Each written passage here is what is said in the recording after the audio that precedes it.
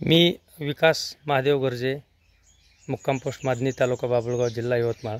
आज मादनी या ठिकाणी कृषी विज्ञान केंद्राचे शास्त्रज्ञ कर्मचारी, जिल्हा कृषी ऑफिसचे जिल्हा कृषी अधिकारी आणि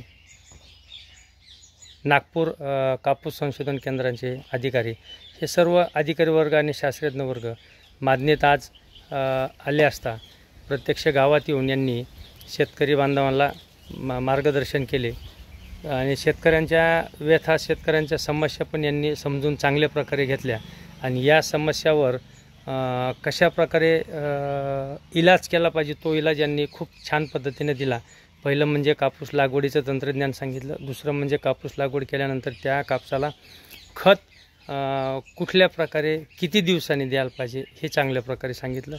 कापसाचे तुरीचे यांना फवारणी, सोयाबीनची यांना फवारणी कुठल्या प्रकारे केली पाहिजे, फवारणीचे औषधं हे कुठल्या औषधामध्ये कुठलं औषध मिक्स केलं पाहिजे का नाही केलं पाहिजे हे उत्तम प्रकारे एक मार्गदर्शन या लोकांनी, शास्त्रज्ञ लोकांनी, अधिकारी वर्गांनी मादनी या ठिकाणी येऊन प्रत्यक्ष येऊन दिलं।